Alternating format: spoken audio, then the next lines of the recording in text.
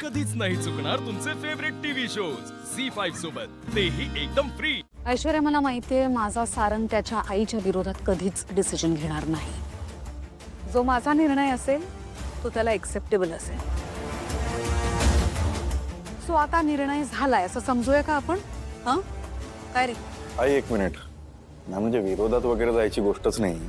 वहिनी, तू या कामाला फालतू का म्हणतेस? हा म्हणजे या जगातलं कुठलंच काम फालतू नसतं। हे तू ठरवलंस की हे काम फालतू आहे। या निसर्गाने किंवा देवाने असं सांगितलेलं नाहीये की अमुक काम म्हणजे छोटं काम, अमुक काम म्हणजे मोठं काम, असं कोणी सांगितलेलं नाहीये। माणसांनी आपल्या डोक्यात ते सगळं भरवलंय। तुझ्यासाठी हे काम फालतू असेल, छोटं असेल, पण खरं तर हे काम फालतू नाहीये। म्हणजे आपण कंपनी चालवतो म्हणजे आपण मोठे झालो का? आपल्या कंपनीमध्ये जे प्रॉडक्ट बनवतात ते काम छोटे आहे नाही। एक गोष्ट लक्षात घेऊन, जर आपलं प्रॉडक्ट बनवलंच नाही ना तर ते विकलं नाही जाणार आणि आपल्याला बिझनेस पण नाही होणार। सो प्रॉडक्ट बनवणारा पण तेवढाच महत्वाचा आहे आणि ते विकणारा दुकानदार पण तेवढाच महत्वाचा आहे। कारण दुकानदारांनी जर ते विकलं नाही तरी आपल्याला बिझनेस नाही होणार। सो प्रत्येक काम तेवढंच महत्वाचं आहे। छोटं किंवा मोठं नसतं, असं काहीच नसतं। ठीक आहे? आपल्या हाती सोन्याचा चमचा आहे, मग जो व्यक्ती हाताने खातो त्याला कमी लेखायचं नसतं, हीच आईची शिकवण आहे। आणि वहिनी, म्हणजे तू पार्लरच्या बिझनेसची चेन चालवतेस। काही लोकांसाठी, म्हणजे या जगातल्या काही लोकांसाठी पार्लरचा बिझनेस हा पण कमीपणाचा असू शकतो ना। आणि रूपम कॉस्मेटिक्सची सून पार्लरचा बिझनेस चालवते। मग मी जर तुला म्हटलं की हा बिझनेस थांबव, तर तू थांबवशील का?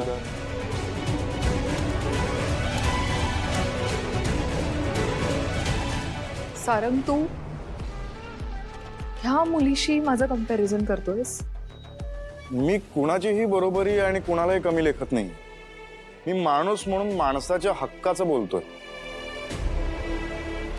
बस ना, पुरे इथे वाद घालायला आपण नाही जमलोय।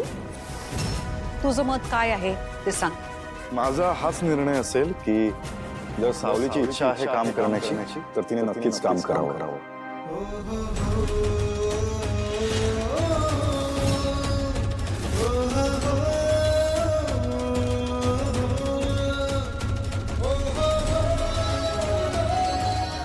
आणि तिने जो निर्णय घेतलाय त्याचा आपण सगळ्यांनीच माणूस म्हणून सन्मान करायला हवा।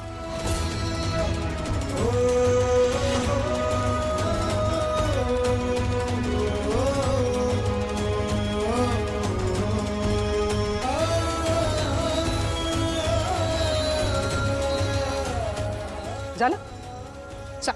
छान, निर्णय झालाय तर मी जाऊ शकते?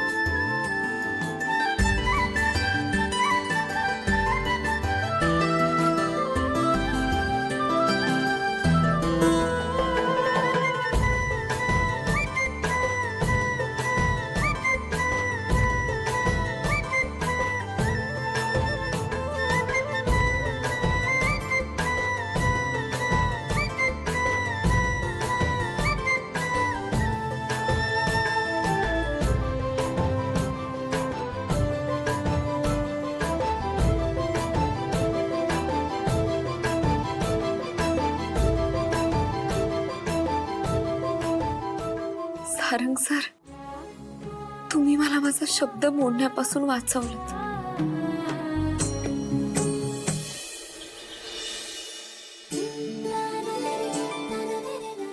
विठ्ठला, तुझ्यावर लई विश्वास आहे रे, पण तुझे खेळ असे असतात ना की क्षणभर सुचत नाही काय करायचं ते, पण तरी दरवेळी तू सांभाळून घेतोस।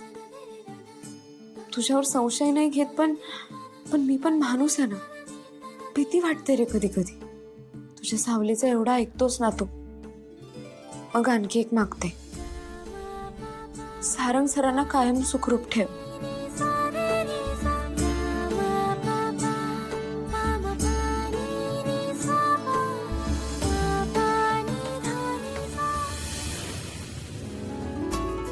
सावली, मी हेच सांगायला इथे आलोय की तुला जर वाटत असेल तर तू जा. घरात जे काही घडलं त्याच्याबद्दल विचार नको करू.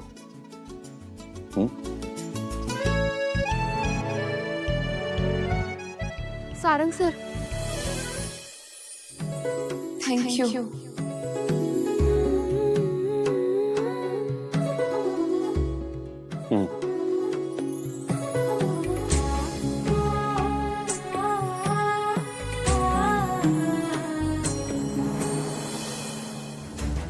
कोणी केलं होतं थालीपीठ? सावलीने बनवलं होतं. मला एवढंच वाटतं की सावलीकडे तू माणूस म्हणून एकदा बघावं. माझा हाच निर्णय असेल की जर सावलीची इच्छा आहे काम करण्याची तर तिने नक्कीच काम करावं. काय झालंय? का रागवलीस माझ्यावर? सावलीची बाजू घेतली मी म्हणून ना? काय चुकलं माझं आई? तूच सांगितलंयस ना मला की इमोशनली जे आपण निर्णय घेतो ते कधी कधी चुकतात. आपण आपली सतसत विवेकबुद्धी वापरावी आणि निर्णय घ्यावे. तेच केलं ना मी आई. आई, कोणाचंही व्यक्ती स्वातंत्र्य हिरावून घेणं चुकीचं आहे. तिला आपण तिच्या मनाप्रमाणे काम करू देत नाही म्हणजे आपण तिचं व्यक्ती स्वातंत्र्य हिरावून घेतो. आई आई असं काय करत? ऐकून तरी घे माझं. बोल ना माझ्याशी.